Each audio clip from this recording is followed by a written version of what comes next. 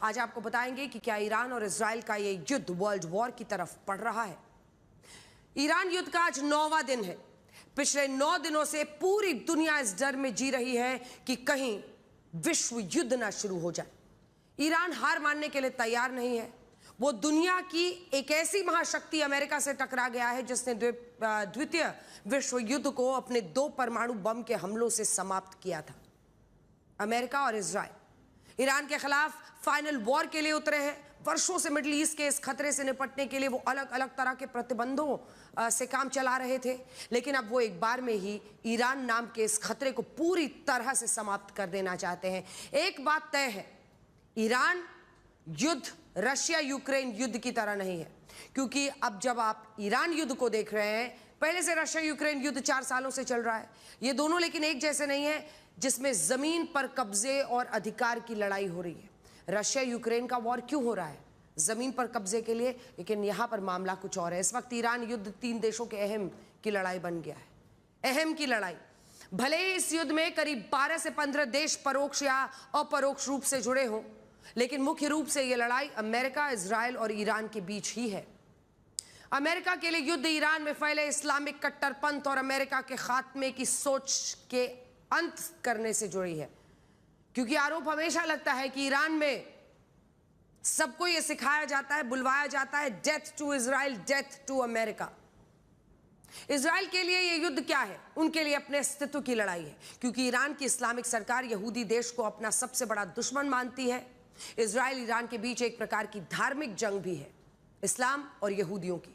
और ईरान के लिए यह लड़ाई इस्लामिक दुनिया में शिया फिरके के शक्ति प्रदर्शन से जुड़ी है, उसकी इज्जत से जुड़ी है। अगर ईरान अमेरिका और इजराइल से लंबे समय तक टकराने के बाद हार भी जाता है, तो भी ईरान को इस्लामिक दुनिया में सम्मान की नजर से देखा जाएगा, क्योंकि उसने ईसाई और यहूदी देशों से सीधी टक्कर ली है।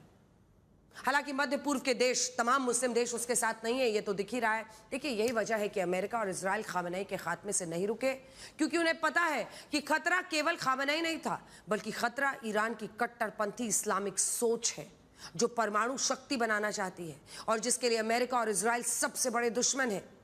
इस जंग के जरिए अमेरिका और इजराइल ईरान की इस्लामिक रिजीम को पलटना चाहते हैं और ऐसा सरकार ऐसी लाना चाहते हैं जो उनके हिसाब से काम करे और कभी खतरा न बने अमेरिका और इजराइल के लिए।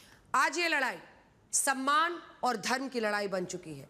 इसीलिए दुनिया भर के देश इस जंग से डरे हुए हैं। उन्हें इस युद्ध का अंत भयावह नजर आ रहा है। कब्जे और अधिकार की लड़ाई तो फिर भी खत्म हो जाती है जमीन के हिस्से को लेकर, लेकिन सम्मान और धर्म के नाम पर हो रही लड़ाइयां सर्वनाश तक चलती हैं। इसीलिए इसको तीसरे विश्व युद्ध के शुरुआती चरण से जोड़ा जाने लगा है। इस युद्ध में प्रत्यक्ष और अप्रत्यक्ष रूप से 14 देश शामिल हो चुके हैं। इसमें प्रत्यक्ष तौर पर अगर देखें तो जंग ईरान, इजराइल, अमेरिका के बीच चल रही है, जो एक दूसरे पर फाइटर जेट्स, मिसाइल्स, आत्मघाती ड्रोन से हमले कर रहे हैं। और इसमें ईरान, इजराइल और अमेरिका तीनों पक्षों का नुकसान हो रहा है। इसके अलावा इस युद्ध में अप्रत्यक्ष तौर पर Bahrain, Qatar, Kuwait, Saudi Arabia, UAE, Jordan, Iraq, Oman, Cyprus, Azerbaijan भी जुड़ गए हैं। ये ऐसे देश हैं जिन पर ईरान बमबारी कर रहा है। इन देशों के उन ठिकानों पर हमले हो रहे हैं जिन पर अमेरिकी सेना या अमेरिकी हथियार मौजूद हैं। हालांकि ईरान इनमें से कई देशों के शहरी इलाके, एयरपोर्ट्स पर ड्रोन से अटैक कर रहा है। ईरान की एक ताकत उसका जो प्रॉक्सी आतंकी संगठन है ना, वो भी है। इन्हीं में 3H में एक है हिजबुल्लाह, आतंकी संगठन हिजबुल्लाह। इजराइल और अमेरिका के लिए चुनौती सिर्फ ईरान नहीं है, उसके लिए लेबनान में मौजूद हिजबुल्लाह आतंकी भी एक खतरा है। हिजबुल्लाह से निपटने की जिम्मेदारी इजराइल ने खुद उठाई है। ईरान पर अमेरिकी और इजराइल मिलकर हमला कर रहे हैं, लेकिन लेबनान पर इजराइल बड़े हमले कर रहा है और उसके निशाने पर हिजबुल्लाह के ठिकाने हैं। यानी कुल मिलाकर देखा जाए तो करीब 14 देश सीधे तौर पर इस युद्ध में प्रभावित है, जिसमें मिडिल ईस्ट का लगभग पूरा क्षेत्र युद्ध की आग में झोंक दिया गया है। भले ही अभी तक अमेरिका और इजराइल के अलावा ईरान पर कोई अन्य देश हमले नहीं कर रहा है, लेकिन जिस तरह से ईरान पड़ोसियों पर हमले कर रहा है, मुस्लिम देशों पर हमले कर रहा है, उसे देखकर ऐसा लगता है कि जल्दी ही इन देशों के सब्र का बांध टूट जाएगा। और अगर ऐसा हुआ तो विश्व युद्ध होने से कोई नहीं रोक सकता। क्योंकि अगर इन मुस्लिम देशों में एयरपोर्ट्स को निशाना बनाया जा रहा है तो वो जो विकासशील देश है और उनके लिए सिर्फ विकास आगे बढ़ना प्रायोरिटी है, अर्थव्यवस्था को मजबूत करना, वो ऐसी घटनाएं नहीं होने देंगे। देखिए, उनको बहुत बड़ी छवि का भी नुकसान हो रहा है और ये नुकसान उनके लिए आने वाले वक्त में घातक होगा। एक्सपर्ट्स का मानना है कि इस युद्ध में जिस पैमाने पर देश शामिल है उसे विश्व युद्ध की संभावना से इनकार नहीं किया जा सकता। एक्सपर्ट्स का कहना है कि ईरान युद्ध अभी क्षेत्रीय स्तर पर ही चल रहा है, यानी अभी ये युद्ध मिडिल ईस्ट क्षेत्र में हो रहा है, रीजनल वॉर है, जिसमें मुख्य तौर पर 3 देश ही एक दूसरे से लड़ रहे हैं। एक्सपर्ट्स का यह भी कहना है कि ईरान युद्ध के विश्व युद्ध में बदलने की संभावना 3 संकेतों के बाद प्रबल हो जाएगी। पहला संकेत, जब इस युद्ध में मिडिल ईस्ट के वो देश ईरान पर हमला कर देंगे जिन पर ईरान ने हमला किया है। जैसे हम लगातार आपको बता रहे हैं ना, इराक हो, सऊदी अरब हो, यूएई हो, बहरीन हो, इन तमाम देशों पर हमला हो रहा है ईरान की तरफ से। अगर इनमें से एक भी देश वापस ईरान पर हमला करता है, स्थिति खराब होगी। इससे दुनिया 2 हिस्सों में बंटना शुरू हो जाएगी। पहले पक्ष में वो देश होंगे जो अमेरिका, इजराइल और अरब देशों के साथ खड़े होंगे और दूसरा पक्ष उन देशों का होगा जो ईरान के पक्ष में दिखेंगे। तब विश्व युद्ध का खतरा बढ़ जाएगा। दूसरा संकेत, जब नेटो देश मिलकर ईरान के खिलाफ हमला कर देंगे, ऐसी स्थिति में ईरान बहुत कमजोर पड़ जाएगा और तब दुनिया 2 हिस्सों में बढ़ जाएगी, जिसमें एक ईरान के खिलाफ होंगे और दूसरे ईरान के पक्ष में।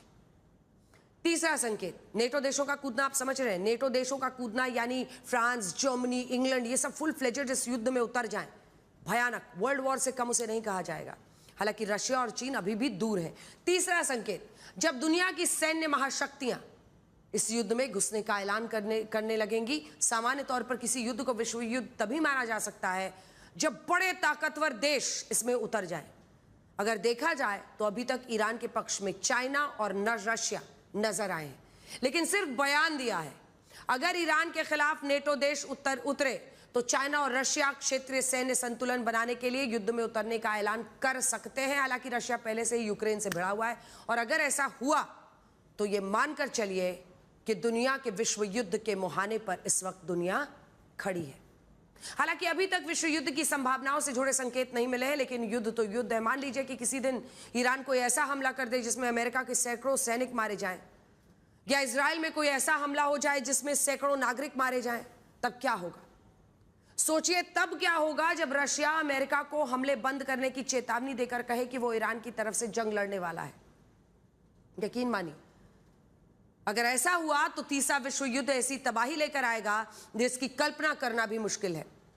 जो तबाही इन 9 दिनों के युद्ध में हुई है वो तबाही की तुलना में रेत का कण जैसी दिखेगी।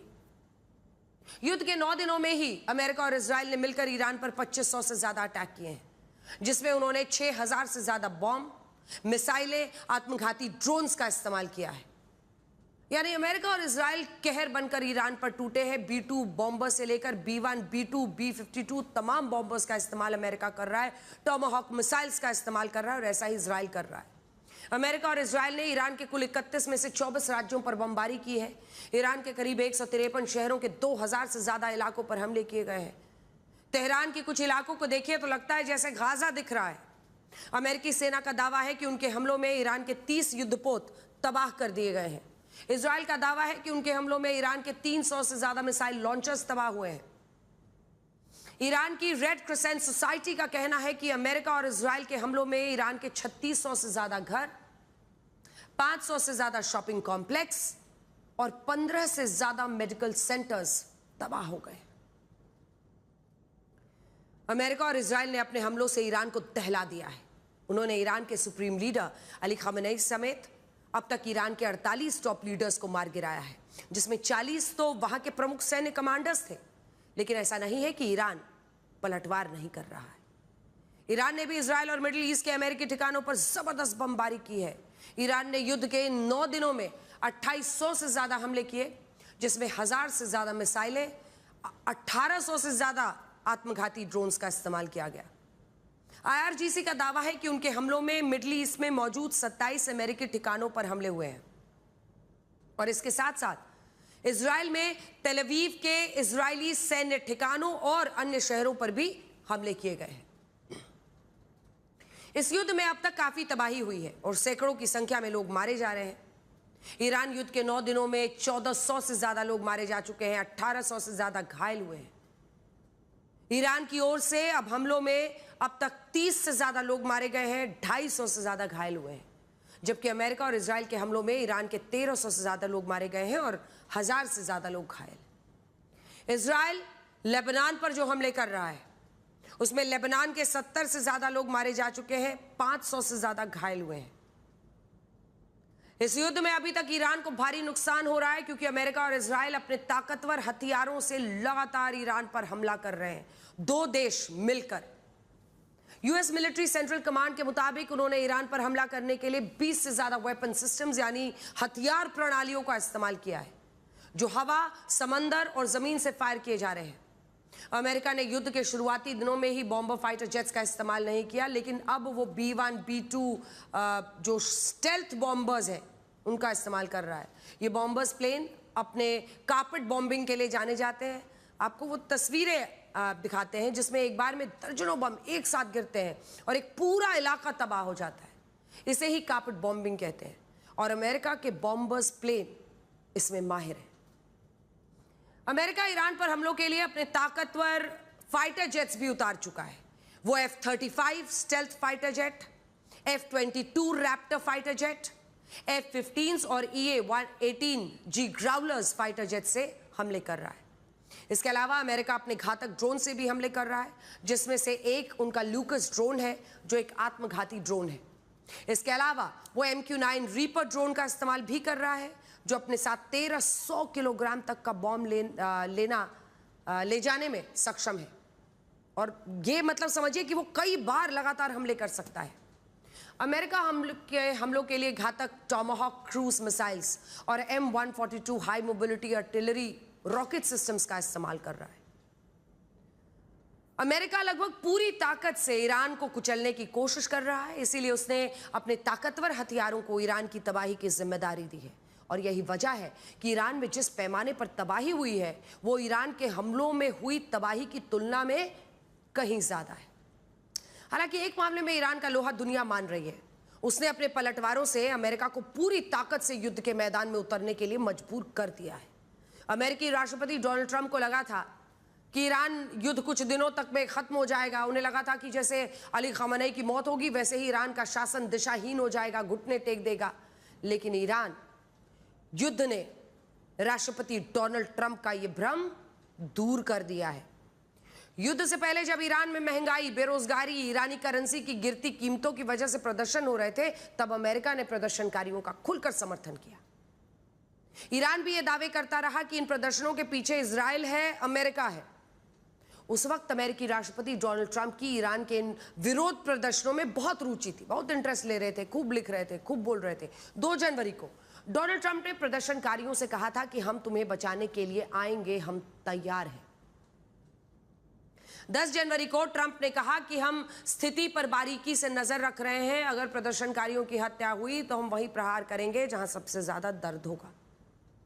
13 जनवरी को डोनाल्ड ट्रंप ने ट्रूथ सोशल पर लिखा था, ईरानी देशभक्तों, विरोध जारी रखो, अपनी संस्थाओं पर कब्जा करो, हत्यारों, अत्याचारियों के नाम ध्यान में रखो, उन्हें इसकी भारी कीमत चुकानी पड़ेगी, मदद रास्ते में है, हेल्प इज ऑन इट्स वे। और सिर्फ यही नहीं, इस दौरान उनकी एक तस्वीर वायरल हुई जिसमें उनके हाथों में एक कैप दिखाई दी जिस पर लिखा था मिगा, यानी make Iran great again. Donald Trump की इन बयानबाजियों से यही लगा कि वो ये मानकर चल रहे थे कि जैसे ही अमेरिका ईरान पर हमला करेगा वैसे ही ईरान के लोग अपनी सरकार, सेना के खिलाफ सड़कों पर उतर जाएंगे। ट्रंप को लगा था कि ईरान के लोग गृह युद्ध की स्थिति पैदा कर देंगे, विद्रोह होगा, सत्ता तख्ता पलट। लेकिन ऐसा कुछ हुआ नहीं, जिससे उनकी उम्मीद थी कि ईरान के लिए 2 मोर्चों की ये लड़ाई लड़ना मुश्किल हो जाएगा, सड़कों पर लोग उतरेंगे और वो अमेरिका से भी लड़ रहे हैं। देखिए, ईरान के प्रदर्शनकारियों को सरकारी इमारतों पर कब्जा करने या सरकारी अधिकारियों की लिस्ट बनाने की बात कहना उनकी इसी सोच का उदाहरण है। लेकिन अफसोस डोनाल्ड ट्रंप जैसा सोच रहे थे वैसे बिल्कुल नहीं हुआ। खामेनेई के मौत के बाद ईरान की सड़कों पर सरकार विरोधी प्रदर्शनकारी बिल्कुल नहीं उतरे, बल्कि ईरान के हमले ज्यादा तेज हो गए। युद्ध शुरू होने के बाद अमेरिका, इजराइल ने ईरान को, आम लोगों को एक बार फिर से अपनी सरकार के खिलाफ सड़कों पर उतरने के लिए उकसाया। इस बार उन्होंने ईरान पर साइबर अटैक करके ऐसा किया। ईरान के विदेश मंत्री अब्बास अराक्ची ने कहा है कि ईरान के खिलाफ राष्ट्रपति ट्रंप का प्लान ए फेल हो चुका है। इस प्लान ए के तहत राष्ट्रपति ट्रंप ने यह सोचा था कि अमेरिका और इजराइल ईरान पर हमला करेंगे, डीकैपिटेशन करेंगे, यानी बड़े बड़े नेताओं को मारेंगे, अयतुल्लाह खामेनी का अंत कर देंगे, तो फिर उनको युद्ध में जीत मिल जाएगी। ईरान की जनता सड़कों पर निकल जाएगी, उनके समर्थन में आ जाएगी और विद्रोह होगा, सत्ता को बेदखल कर दिया जाएगा। लेकिन ऐसा कुछ नहीं हुआ। अमेरिका सोच रहा था वो जल्द युद्ध को जीत लेगा और ईरान की ताकत को खत्म कर देगा। लेकिन ईरान का कहना है कि राष्ट्रपति ट्रंप का प्लान बी बुरी तरह फेल हो गया है। वो ईरान के सुप्रीम लीडर अयतुल्लाह खामेनी को मारने में कामयाब हुए, लेकिन खामेनी की मौत के बाद ईरान इस युद्ध में पिछड़ा नहीं है। अब भी ईरान लगातार अमेरिका के सैन्य ठिकानों को निशाना बना रहा है। इसी वजह से अब यह युद्ध दूसरे चरण में प्रवेश कर रहा है। इस दूसरे चरण के लिए राष्ट्रपति ट्रंप प्लान बी लेकर आए हैं। इस प्लान बी के तहत राष्ट्रपति ट्रंप की नई रणनीति है ईरान की राजनीति में हस्तक्षेप करना, ईरान की को एक नया सुप्रीम लीडर देना और ईरान की सरकार को बदलने की कोशिश करना। राष्ट्रपति ट्रंप ने कहा भी है कि ईरान के नए सुप्रीम लीडर के चुनाव में उन्हें भी शामिल किया जाए, लेकिन ईरान ने कहा है कि राष्ट्रपति ट्रंप जैसे अपने प्लान ए में फेल हुए, वैसे ही वो अपने प्लान बी में भी फेल होंगे और ईरान के नए सुप्रीम लीडर के चुनाव में अमेरिका को दखल देने से रोका जाएगा। यहां आपको यह भी देखना चाहिए कि अब तक चले इस युद्ध के विनर्स और लूजर्स कौन कौन है, यानी विजेता कौन और हारने वाला कौन। अगर विनर्स की बात करें तो इसमें सबसे ऊपर इजराइल का नाम आएगा। इजराइल इस युद्ध में अपने सबसे बड़े दुश्मन देश ईरान की टॉप लीडरशिप को खत्म करने में कामयाब रहा और उसने ईरान के प्रॉक्सी हिजबुल्लाह, हमास, हूती को भी कमजोर किया। रशिया इस युद्ध का दूसरा विजेता है। वो क्यों? अब तक रशिया आर्थिक प्रतिबंधों के कारण सस्ती दरों पर अपना कच्चा तेल बेचने को मजबूर था, लेकिन मिडिल ईस्ट में युद्ध की आग भड़कने से अब रशिया के कच्चे तेल और गैस की मांग बढ़ जाएगी।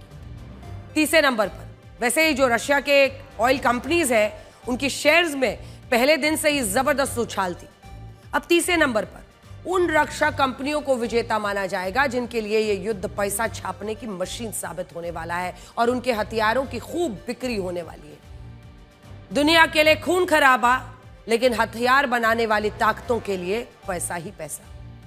तुर्की को भी इस युद्ध से फायदा हुआ है क्योंकि ईरान के कमजोर होने से अब तुर्की मुस्लिम देशों में अपने प्रभाव को बढ़ा पाएगा। अब आप इस युद्ध के लूजर्स को देखिए। पहला नंबर अमेरिका। अमेरिका जिस मकसद से इस युद्ध में शामिल हुआ था वो अब तक पूरा नहीं हुआ है। अगर इस युद्ध में अमेरिका लंबे समय के लिए फंसता है, उसका वॉर बिल यानी जो पैसा खर्च हो रहा है, वो मीटर चल रहा है,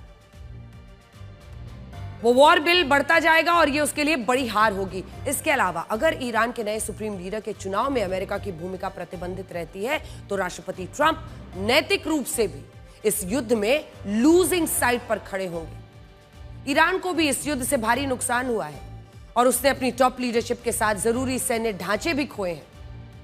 आप तेहरान की तस्वीरें देखिए। कुछ इलाकों में कुछ बिल्डिंग्स को देखकर ऐसा लगता है जैसे गाजा बन गया हो। वहीं मिडिल ईस्ट के खाड़ी देश भी अब तक के युद्ध में नुकसान में ही रहे। इस युद्ध ने न सिर्फ उनकी सुरक्षित देश की छवि को झटका दिया, बल्कि उन्हें अब ईरान के सामने युद्ध क्षेत्र में भी धकेल दिया है। यूरोप के देश भी इस युद्ध में नुकसान में रहे क्योंकि इस युद्ध के कारण यूरोप में कच्चे तेल, गैस की कीमतें बढ़ सकती हैं। कॉस्ट ऑफ लिविंग बढ़ने से लोगों पर आर्थिक दबाव बढ़ेगा। जो पहले से ही इकोनॉमीज इस वक्त स्ट्रेस में थी, उनमें और दबाव होगा। चाइना के लिए यह युद्ध नुकसानदेह साबित हुआ है। सिर्फ 2 महीनों में चाइना ने अपने 2 बड़े पार्टनर्स को खो दिया। चाइना वेनेजुएला और ईरान दोनों से अपनी युआन करेंसी में तेल खरीद रहा था, लेकिन अब वो ऐसा कर ही नहीं पाएगा। और लेबनान को भी इस युद्ध से झटका लगा क्योंकि इजराइल लेबनान में ताबड़तोड़ हमले कर रहा है और अगर हिजबुल्लाह लेबनान में खत्म होता है तो वहां एक नया राजनीतिक संकट भी दिख सकता है। आइए अब मैं आपको बड़ी स्क्रीन पर लिए चलती हूं और दिखाती हूं कि इस युद्ध में किस देश को कितना नुकसान हो रहा है, यानी किसका कितना पैसा खर्च हो रहा है। बीते कुछ दिनों से हम लगातार आपको अमेरिका का खर्च दिखा रहे थे, लेकिन सिर्फ अमेरिका ही क्यों, हम आपको हर देश के नजरिए से दिखाते हैं। शुरुआत करते हैं तो centre for strategic and international studies के मुताबिक अमेरिका इस युद्ध पर जानते हैं हर दिन औसतन 8,188 करोड़ रुपए खर्च कर रहा है। सोर्स है CSIS। तो रोजाना खर्च सोचिए एक दिन में 8,188 करोड़ रुपए खर्च कर रहा है।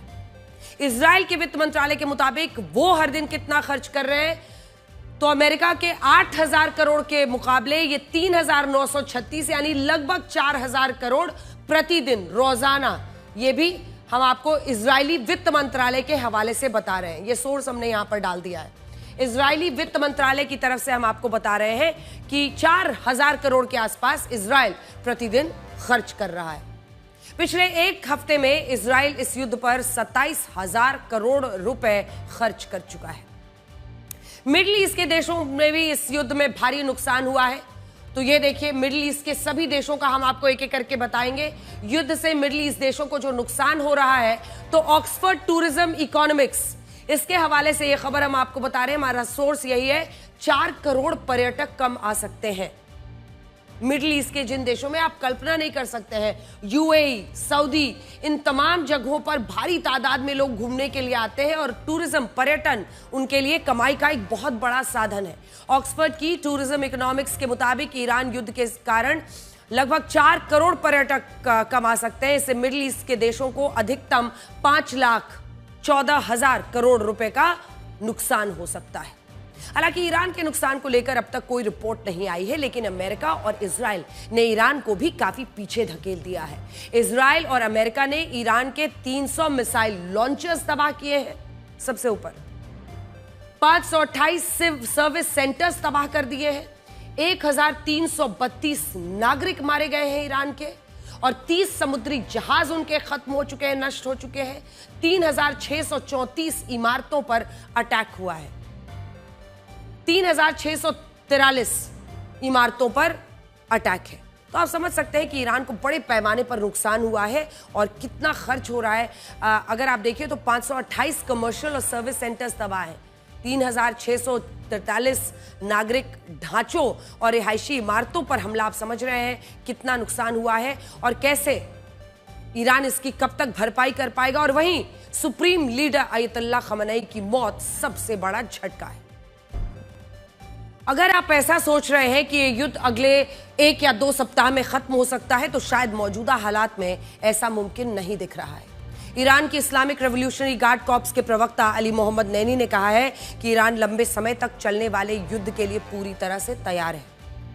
डोनाल्ड ट्रंप कह चुके हैं 4 सप्ताह, और ये अब कह रहे हैं कि ये चेतावनी भी उन्होंने दी है कि आने वाले दिनों में ईरान अपने दुश्मनों पर और ज्यादा हमले करेगा और ऐसे नए हथियार इस्तेमाल करेगा जिन्हें अभी तक इस युद्ध में बड़े पैमाने पर इस्तेमाल नहीं किया गया है। ये धमकी ऐसे वक्त में आई है जब इजराइल पहले से ईरान पर यह आरोप लगा रहा है कि वो इस युद्ध में क्लस्टर बॉम्ब्स का इस्तेमाल कर रहा है। इजराइल के मुताबिक ईरान ने उस पर ऐसी बैलिस्टिक मिसाइलें दागी हैं जिनमें क्लस्टर बॉम्ब्स लगे हुए हैं। तो आप सोचिए कि किस तरह से वो हमला कर रहा है। क्लस्टर बॉम्ब को एक एरिया वेपन भी कहते हैं, जिनमें एक साथ विस्फोट नहीं होता।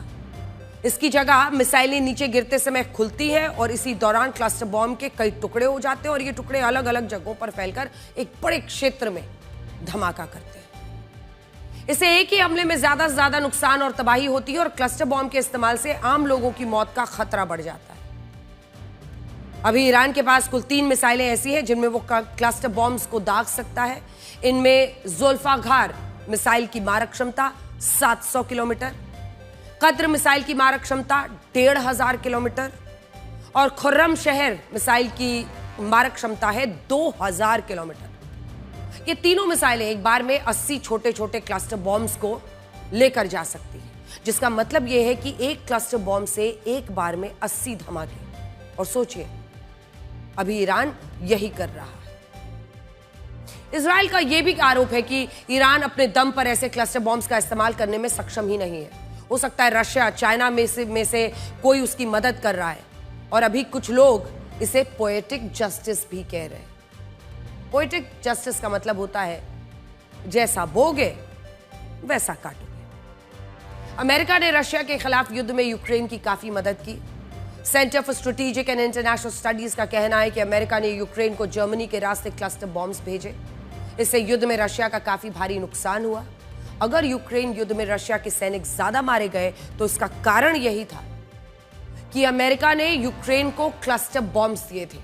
लेकिन आज वक्त का पहिया ऐसा घूमा कि जब यही अमेरिका ईरान के खिलाफ युद्ध लड़ रहा है तो इसी रशिया पर यह आरोप लग रहे हैं कि वो ईरान को क्लस्टर बॉम्ब दे रहा है। दुनिया इसे पोएटिक जस्टिस कह रही है। ईरान कह रहा है कि अभी तक तो उसने सिर्फ ट्रेलर दिखाया है, आने वाले दिनों में वो ऐसे हथियार इस्तेमाल करेगा जिन्हें आज तक किसी ने नहीं देखा। दूसरी तरफ अमेरिका यह भी ऐलान कर रहा है कि वो इस युद्ध में ग्रेविटी बॉम्ब्स का इस्तेमाल कर सकता है। अमेरिका ने 500, 1000, 1500 पाउंड के ग्रेविटी बॉम्ब्स मिडिल ईस्ट के देशों के लिए रवाना कर दिए हैं। ग्रेविटी बॉम्ब्स को स्मार्ट बॉम्ब्स भी कहा जाता है। ये बॉम्ब किसी मिसाइल या ड्रोन से नहीं दागे जाते, इसकी जगह इन्हें सीधे लड़ाकू विमान से गिरा दिया जाता है। और क्योंकि ग्रेविटी की वजह से ये बॉम्ब सीधे जमीन की ओर गिरते हैं, इसलिए इन्हें ग्रेविटी बॉम्ब्स कहा जाता है। अगर अमेरिका ईरान पर 1500 पाउंड का ग्रेविटी बॉम्ब गिराता है तो इससे एक बार में 2 फुटबॉल स्टेडियम के बराबर जगह को नष्ट किया जा सकता है। एक बार में 2 फुटबॉल स्टेडियम के बराबर की जमीन। अमेरिका इन ग्रेविटी बॉम्ब्स का इस्तेमाल इसलिए करना चाहता है क्योंकि मिसाइलों के मुकाबले ग्रेविटी बॉम्ब से हमला करने का खर्च कम है। दूसरा, नुकसान ज्यादा है। दूसरा, अमेरिका को लगता है कि जब तक वो ईरान में घुसकर सीधे बमबारी नहीं करेगा तब तक वो ईरान के मनोबल को तोड़ नहीं पाएगा। और उसको लग रहा है कि ये ग्रेविटी बॉम्ब्स फाइनली उसके लिए निर्णायक साबित हो सकते हैं। अंग्रेजी में इस रणनीति को शॉक एंड ऑ भी कहा जाता है। इसका मतलब होता है दुश्मन पर इतनी तेज और भारी सैन्य शक्ति से हमला करना कि वो डर जाए, उसका मनोबल टूट जाए। शॉक एंड ऑ। और अमेरिका ने साल 2003 के इराक युद्ध में भी यही रणनीति अपनाई थी और अब वो ईरान के खिलाफ भी इसी रणनीति को अपनाते हुए दिखाई दे रहा है। ये युद्ध पारंपरिक युद्धों से अलग है क्योंकि इसमें सेनाएं आमने सामने नहीं है। अब तक जितने भी युद्ध लड़े गए उनमें सेनाओं का मुकाबला होता था, लेकिन ये पहला ऐसा मॉडर्न वॉर है जो पूरी तरह मिसाइलों और ड्रोन से लड़ा जा रहा है। इनमें भी कॉपी पेस्ट वाले ड्रोन्स की कहानी आपके होश उड़ा देगी। क्या आप इस बात पर यकीन करेंगे कि ईरान अपने जिन आत्मघाती ड्रोन से इस वक्त मिडिल ईस्ट के देशों पर हमले कर रहा है, वो ड्रोन्स उसने अमेरिका के ड्रोन्स को कॉपी करके बनाए हैं। जबकि अमेरिका जिन ड्रोन से ईरान पर हमले कर रहा है, वो ड्रोन्स उसने ईरान के ड्रोन्स को कॉपी करके बनाए हैं। ये पूरी कहानी साल 2011 से शुरू होती है। उस वक्त अमेरिका की सेना अफगानिस्तान में आतंकवाद के खिलाफ युद्ध लड़ रही थी और इसी दौरान अमेरिका का एक जासूसी ड्रोन गायब हो गया था जिसका नाम था RQ-170 सेंटिनल। कुछ वक्त बाद अमेरिका के इसी ड्रोन को ईरान के एक सरकारी टीवी पर दिखाया गया और इससे इस बात की पुष्टि हुई कि अमेरिकी ड्रोन ईरान के कब्जे में है। आप इन तस्वीरों में देख सकते हैं कि उस वक्त ईरान ने अपने टीवी पर इस ड्रोन को दिखाते हुए काफी लंबी प्रेस कॉन्फ्रेंस की थी बाकायदा। ये उसी प्रेस कॉन्फ्रेंस का हिस्सा है जो हम आपको दिखा रहे हैं। ईरान यही नहीं रुका, उसने इस ड्रोन को खोलकर उसकी पूरी जांच की, उसके इलेक्ट्रॉनिक्स, उसके सेंसर्स, सबको एग्जामिन किया, अध्ययन किया और यह भी समझा कि इस ड्रोन का एयरफ्रेम डिजाइन कैसा है। जब ईरान को लगा कि वो इस अमेरिकी ड्रोन की तकनीक को कॉपी करके ऐसा ही अपना खुद का ड्रोन बना सकता है, उसने यही रणनीति अपनाई। पहले उसने शाहिद 171 ड्रोन बनाया, फिर सैगेह ड्रोन बनाया, इसके बाद शाहिद 136 ड्रोन बनाया, जिसे आत्मघाती ड्रोन या कामिकाजे ड्रोन्स भी कहते हैं। आज ईरान इन्हीं शाहिद 136 ड्रोन से मिडिल ईस्ट के मुस्लिम देशों पर हमला कर रहा है, जिनकी लागत 40 लाख रुपए से भी कम है। अब ईरान ने अमेरिकी ड्रोन को कॉपी करके अपना ड्रोन बनाया तो अमेरिका ने भी उसके साथ ऐसा ही करने का फैसला किया। अमेरिका की टास्क फोर्स स्कॉर्पियन स्ट्राइक ने ईरान के शाहिद 136 ड्रोन को अपने कब्जे में लिया। ईरान की तरह अमेरिका ने भी उसके इन ड्रोन्स की पूरी तकनीक को समझा, कॉपी करके अपना खुद का ऐसा ही ड्रोन बना लिया। अमेरिका ने इन ड्रोन्स को लूकस ड्रोन कहा गया, जिसका मतलब होता है low cost uncrewed combat attack system, लूकस। आज अमेरिका की सेंट्रल कमांड ईरान के शाहिद ड्रोन्स को कॉपी करके बनाए गए लूकस ड्रोन्स को उसके खिलाफ इस्तेमाल कर रही है, जबकि ईरान भी अमेरिका के ड्रोन्स को कॉपी करके बनाए गए शाहिद ड्रोन्स का इस्तेमाल करके सैन्य ठिकानों को निशाना बनाने के लिए कर रहा है। और इससे आप ये समझ पाएंगे कि अब युद्ध भी चोरी की हुई तकनीक के सहारे एक दूसरे से लड़े जाने लगी है। ईरान का शाहिद ड्रोन कार्बन फाइबर से बना है, जिसकी वजह से इसे प्लास्टिक का ड्रोन भी कहते हैं। इस ड्रोन की मारक क्षमता 2400 किलोमीटर है। इसके अमेरिका के 9000 करोड़ रुपए के रडार सिस्टम को भी नष्ट कर दिया है। वैसे इस युद्ध में यही वही पीछे रहेगा जिसकी मिसाइलें और ड्रोन सबसे पहले खत्म होंगे, और ये बात ईरान समझ में आ चुकी है। ईरान के मिसाइल हमलों में 90% की कमी आई, जबकि ड्रोन हमलों में 83% की कमी आई है। ऐसे आप ये समझ पाएंगे कि ईरान ने अपनी रणनीति को जरा सा बदला है। अब वो अपनी ज्यादा से ज्यादा मिसाइलें और ड्रोन्स को बचाने की कोशिश कर रहा है, क्योंकि जितने दिन उसकी मिसाइलें और ड्रोन्स चलेंगे उतने दिन ईरान इस युद्ध में खुद को जीवित रख पाएगा, टिक पाएगा। UAE, Saudi Arabia, Qatar, Kuwait, Bahrain, Jordan, Syria, Iraq, Oman जैसे देशों ने अब तक ईरान के हमलों पर कोई पलटवार क्यों नहीं किया? वो उनके एयरपोर्ट तक पे हमले कर रहा है। और ये भी तब हुआ जब ईरान औसतन हर 2 मिनट में एक मिसाइल, एक ड्रोन मिडिल ईस्ट के देशों पर दाग रहा। इनमें भी यूएई और सऊदी अरब को ईरान ने सबसे ज्यादा निशाना बनाया है, जबकि ये दोनों देश अपने रक्षा बजट पर अच्छा खासा पैसा खर्च करते हैं। ये ड्रोन्स और मिसाइल्स को इंटरसेप्ट तो कर रहे हैं, लेकिन जवाबी कार्रवाई ईरान पर नहीं कर रहे। इनमें सऊदी अरब का रक्षा बजट 7,33,000 करोड़ रुपए का है, जो सऊदी अरब की कुल जीडीपी का 7.1% होता है और सरकार के कुल खर्च का 21%। सऊदी अरब के एक साल के रक्षा बजट में ईरान के 7 रक्षा बजट समा सकते हैं। एक साल के बजट में सऊदी अरब के, ईरान के 7 रक्षा बजट। ईरान का रक्षा बजट 91,000 करोड़ रुपए माना जाता है, और ये यूएई के रक्षा बजट से भी काफी कम है।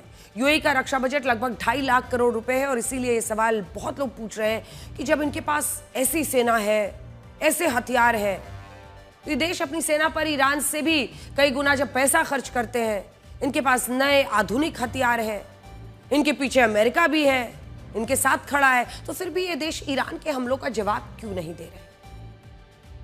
तो समझिए, इसके 3 बड़े कारण हैं। पहला बड़ा कारण यह है कि ईरान के पास खोने के लिए कुछ नहीं है। सुप्रीम लीडर अयतुल्ला खामेनी समेत ईरान की टॉप लीडरशिप पहले ही इस युद्ध में मारी जा चुकी है। ऊपर से अमेरिका और इजराइल लगातार ईरान पर हवाई हमले कर रहे हैं। अगर ऐसे हालात में मिडिल ईस्ट के मुस्लिम देश भी ईरान पर हमला करते हैं तो ये हमले प्रतीकात्मक होंगे और इन देशों को इससे ज्यादा कुछ हासिल होगा नहीं।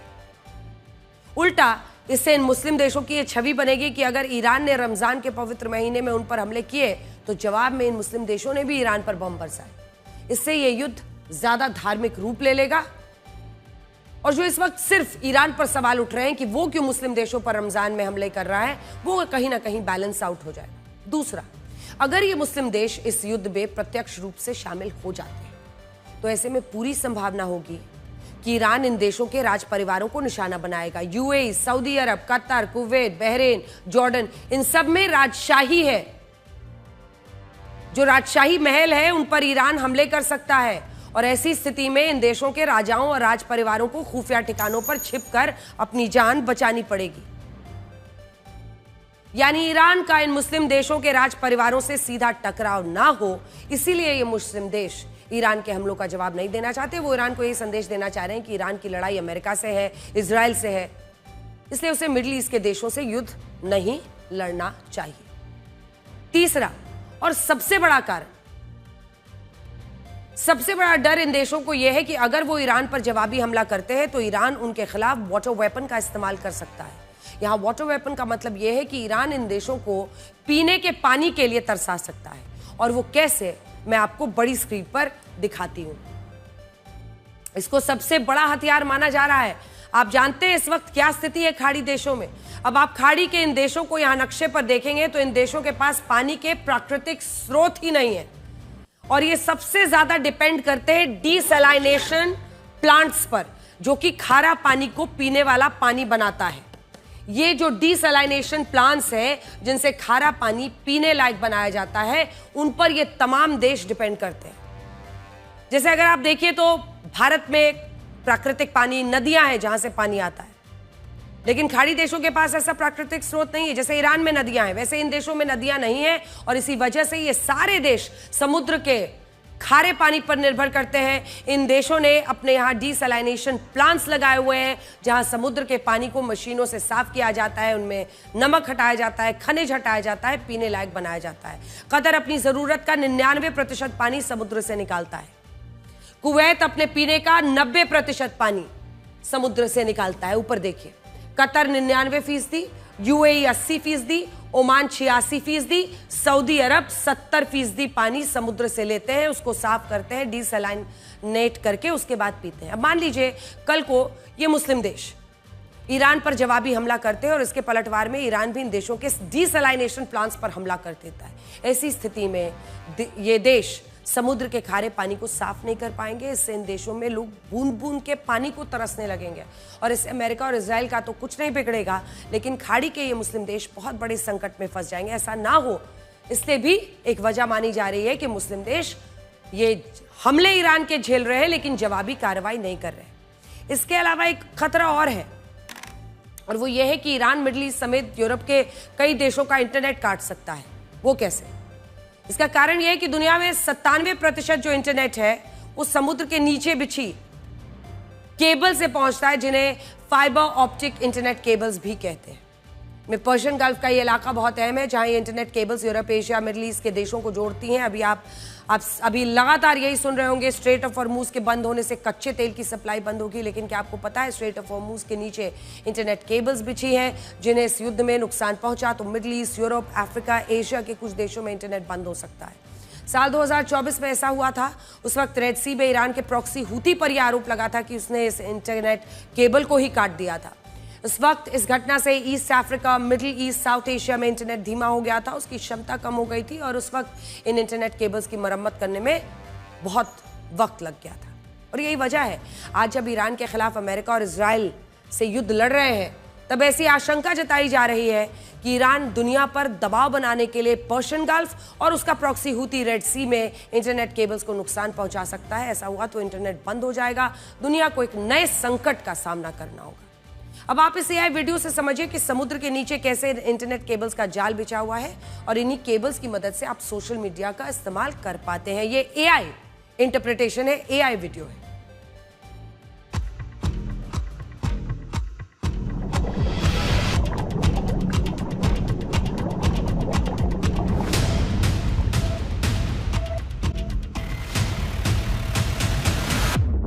आज हम आपको ये तस्वीरें भी दिखाना चाहते हैं जो साल 1989 की हैं। उस वक्त ईरान के पहले सुप्रीम लीडर रुहुल्लाह खोमेनी की हार्ट अटैक से मौत हो गई थी और उनके अंतिम जनाजे में 1 करोड़ लोग शामिल हुए थे, जबकि उस वक्त ईरान की कुल आबादी 5 करोड़ 67 लाख थी। यह भी कहा जाता है कि रुहुल्लाह खोमेनी के जनाजे के लिए जो भीड़ इकट्ठा हुआ उससे 32 किलोमीटर की एक मानव श्रृंखला बन गई थी। लेकिन रुहुल्लाह खोमेनी के बाद आयतुल्लाह खोमेनी ईरान के सुप्रीम लीडर बने और आज जब उनकी हत्या हो गई है तो अजीब बात यह है कि ना तो उनके शव को देखा गया है, ना ही उनके शव को सुपुर्द खाक करने की तस्वीरें आई हैं, जिससे यह सवाल उठ रहा है कि क्या मोसाद के एजेंट्स ने खोमेनी के शव को कहीं छिपा दिया ताकि ईरान में उनके लिए वैसा सैलाब ना उमड़े जैसा रुहुल्लाह खोमेनी के लिए उमड़ पड़ा था। ये नायाब वीडियो हमने आपके लिए निकाला है। ये बात पूरी दुनिया को हैरान कर रही है कि जब इजराइल और अमेरिका ने आयतुल्लाह खोमेनी समेत ईरान की पूरी टॉप लीडरशिप को खत्म कर दिया, तब भी ईरान पलटवार कैसे कर पा रहा है? तो इसका सही जवाब यह है कि ईरान ने इन परिस्थितियों के लिए खुद को पहले से ही लगभग 4 दशकों से तैयार किया गया है। ईरान के लिए कहा जाता है कि उसके पास प्लान बी नहीं, plan C, plan D, plan E, plan F आगे तक मौजूद रहता है। फरवरी 1979 में जब ईरान में 1979 में जब ईरान में राजशाही को हटाकर अल्लाह का शासन लाया गया, तब इस इस्लामिक शासन की रक्षा करने के लिए एक फोर्स बनाई गई थी। इस फोर्स का नाम था इस्लामिक रेवोल्यूशनरी गार्ड कॉर्प्स, जिसकी स्थापना 5 मई 1979 यानी 1979 को की गई थी। उस वक्त इसे यह जिम्मेदारी सौंपी गई थी कि किसी भी युद्ध, किसी भी संघर्ष, किसी भी विद्रोह की स्थिति में इस फोर्स को इस्लामिक रिपब्लिक ऑफ ईरान की रक्षा करनी होगी। धीरे धीरे ये फोर्स IRGC जिसे कहते हैं, ये ईरान में वहां की सेना से भी शक्तिशाली बन गई, ताकतवर बन गई और इसने एक ऐसी रणनीति बनाई जिससे ईरान नेतृत्व विहीन होते हुए भी दुश्मनों का सामना कर सके। आज भी अमेरिका और इजराइल लगातार ईरान पर बारूद तो बरसा रहे हैं, लेकिन इतने हमलों के बाद भी ईरान हारा नहीं है। ईरान पूरी ताकत के साथ अपने दुश्मनों पर मिसाइलें दाग रहा है, और उसे रोकना अब तक बहुत मुश्किल साबित हुआ है। और सबसे बड़ी बात तो यही है कि अगर अमेरिका अब इस पूरी जंग से एक एग्जिट का रास्ता यानी बाहर का रास्ता, युद्ध खत्म करने का रास्ता खोज भी रहा है, तो ईरान इसके लिए तैयार नहीं है, क्योंकि खामेनेई की मौत का बदला लेने में जो फितूर इस वक्त ईरान पर सवार है वो ऐसा लगता है कि न सिर्फ मिडिल ईस्ट बल्कि यूरोप के देशों तक भी पहुंचने के। आइए बड़ी स्क्रीन पर आपको कुछ दिखाते हैं जिससे आप समझ पाएंगे कि परिस्थितियां जो बन रही हैं, जिन ठिकानों से ईरान मिडिल ईस्ट को घेरा है, मिसाइलें दाग रहा है, उनके बारे में हम आपको अब बताने वाले हैं। ईरान जानता था कि अगर उसने अपने मिसाइल ठिकानों को दुश्मन की नजरों से नहीं बचाया, आज हम आपको बताएंगे कि आखिर ईरान लगातार इजराइल और अमेरिका के हमलों के बाद भी कैसे इन देशों पर लगातार अटैक कर रहा है। तो देखिए, ईरान ने इसकी भी तैयारी की थी। अपने मिसाइली ठिकानों को दुश्मनों की नजरों से नहीं बचाया, ये जानता था तो वो इस युद्ध में अगले ही दिन हार जाता, एक दिन नहीं टिक पाता। इसके लिए ईरान ने अपने पहाड़ों और पर्वत श्रृंखला को हथियार बनाया। पश्चिमी ईरान में जो ज़ाग्रोस आप देख रहे हैं, ये जो पूरा माउंटेन रेंज है, एक बार जूम इन कर दीजिए, ये वाला जो ब्लिंक कर रहा है, ये जो ज़ाग्रोस माउंटेन रेंज है, इसके बारे में हम आपको बता रहे हैं कि इन पहाड़ों के नीचे सुरंगें बनाई हुई हैं और सुरंगों में ही मिसाइलों का भंडार है। सुरंगों की सैटेलाइट ट्रैकिंग की ही नहीं जा सकती। तो ये जो ज़ाग्रोस पर्वतमाला है, वहां ईरान ने मिसाइल सिटीज बनाई हुई हैं। सोचिए, सिटीज ऑफ मिसाइल। ये पहाड़ी चट्टानों को खोद कर बनाए गए हैं वो शहर हैं जिनके नीचे बड़ी बड़ी सुरंगें भी हैं। इन्हीं सुरंगों में अलग अलग जगहों पर मिसाइलों का विशाल जखीरा तैनात किया गया है। ईरान जानता था कि इन सुरंगों को सैटेलाइट से भी ढूंढ नहीं जा सकेगा और इसके अलावा ईरान ने इन्हीं पहाड़ों पर बंकर बनाए और उन बंकर्स में सैकड़ों मोबाइल लॉन्चर्स खड़े कर दिए।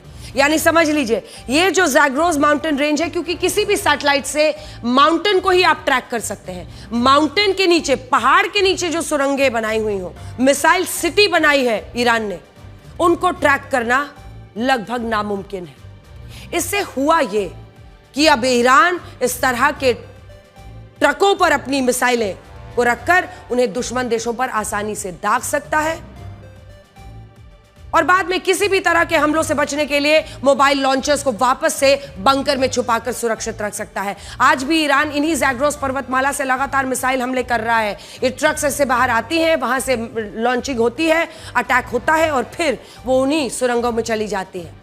क्योंकि ये मिसाइल ठिकाने कुछ स्थानों की जगह सैकड़ों जगहों पर फैले हुए हैं और अलग अलग जगहों से वो हमला कर रहा है। इसीलिए अमेरिका और इजराइल के कई हमलों के बाद भी ईरान के पलटवार को रोकना अभी तक मुश्किल साबित हुआ है।